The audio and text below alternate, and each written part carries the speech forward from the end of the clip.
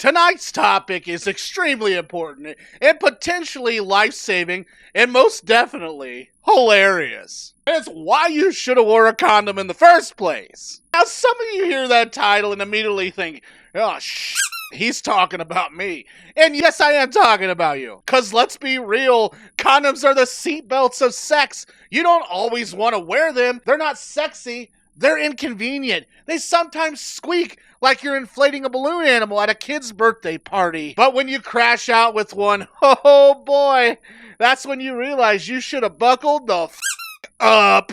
And tonight I'm going to walk with you through the reasons why you should have wore a condom. Spoiler alert, it's not just babies. It's also diseases, regret, awkward morning afters, and the lifelong trauma of sleeping with someone who still listens to Nickelback, unironically. Let's start with the obvious reasons to wear a condom. Sexually transmitted diseases. Now, when you're a horny 20-year-old, you don't think about STDs. You're not in the bedroom. Wow, I wonder what her chlamydia status is.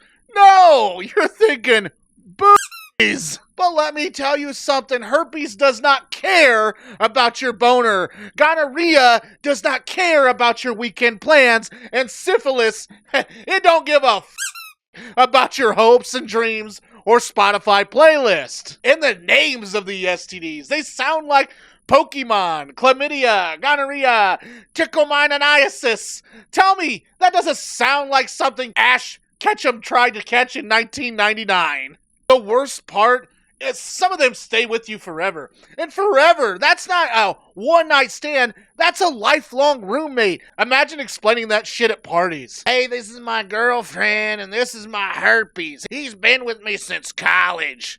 Wear a fucking condom. The next one is, it's going to be inevitable in your life. Let's talk about awkward hookups. Condoms just aren't about protection from diseases and babies. They're about protection for yourself. You ever wake up next to someone and think, oh no, blame them. They probably feel the same way about you.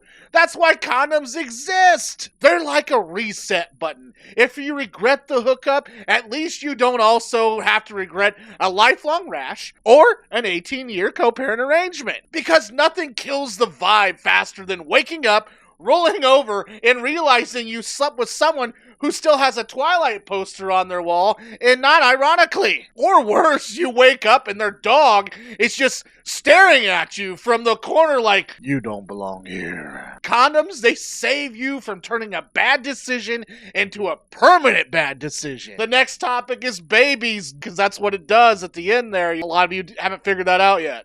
Listen, kids are cute, okay? When they're not yours. And when they are yours, they're a full-time job with no vacation days, no sick days, and no HR department to complain to when they in your hand. And here's the thing. One night of fun can lead to 18 years of responsibility.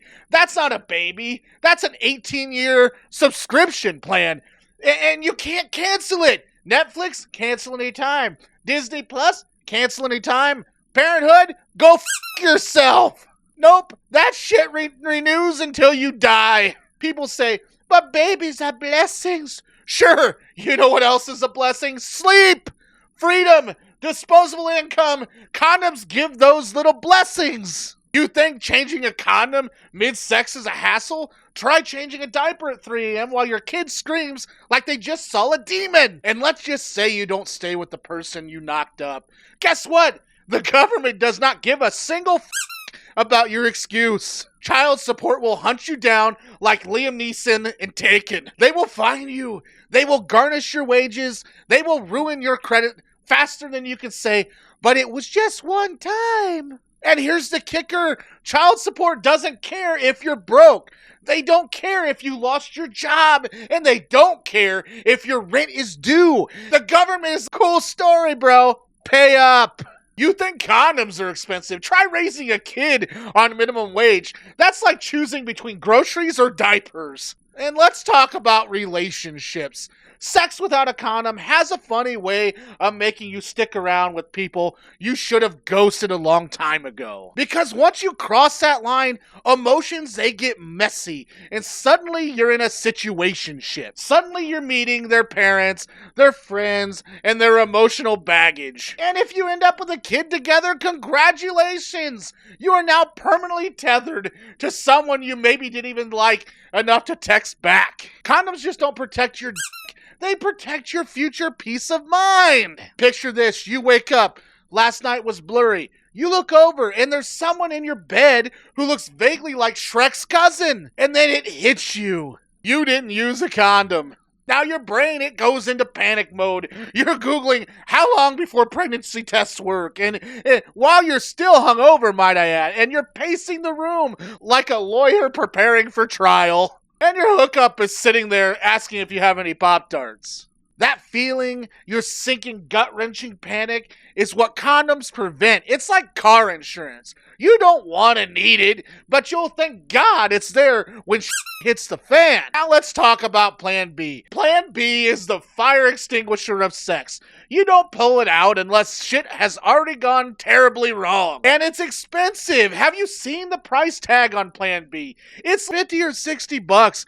For that money, you could have bought a Costco-sized box of condoms that would last you through 3 relationships and a dry spell. Also, fun fact, Plan B doesn't always work. It's just like rolling the dice at the casino where the jackpot is a baby. And let me tell you, babies are the only jackpot that bankrupts you. Let's circle back, though, a little bit to the STDs for a second, because nothing humbles you like sitting in a clinic waiting for some results. You're sitting there in the waiting room, surrounded by strangers who are silently thinking the same thing. I fucked up. The nurse, she calls your name, and suddenly you're sweating like you're on trial for murder. The waiting period is absolute torture. Every itch, every sneeze, every weird bump you imagine is the end.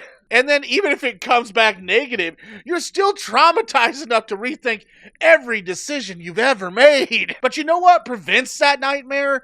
A 30-cent condom. And people, they love to say, oh, condoms, they ruin sex. No, they fucking don't. Hey, you know what ruins sex? Is bad technique. Saying who's your daddy in the wrong tone, forgetting to take your socks off. If you think a condom ruins sex, maybe it's not the condom. Maybe it's you. Condoms don't ruin sex, they ruin regret.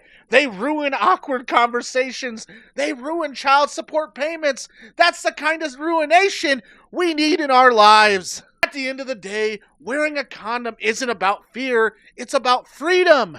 It's the freedom to have fun without consequences. The freedom to enjoy sex without worrying about what happens 9 months later. The freedom to walk out of a hookup without scheduling a joint baby shower. Freedom is sexy. Regret is not. So if you take nothing else from my TED Talk, take this. Wrap it before you tap it. Listen, I know condoms aren't fun, and nobody fantasizes about buying condoms at CVS while the cashier judges you with her eyes. Nobody wants to be the guy in the bedroom wrestling with a wrapper. It's like a Rubik's Cube at that time period. But you know what's less fun? Gonorrhea, child support, co-parenting with someone who thinks live, love, laugh is a personality trait. Condoms just aren't protection. They're a time machine. They let you today without ruining tomorrow. So next time when your brain says, it'll be fine, just remember, it won't be fine. Wear the condom. Anyways, thanks for watching. Hopefully you got a laugh out of this content.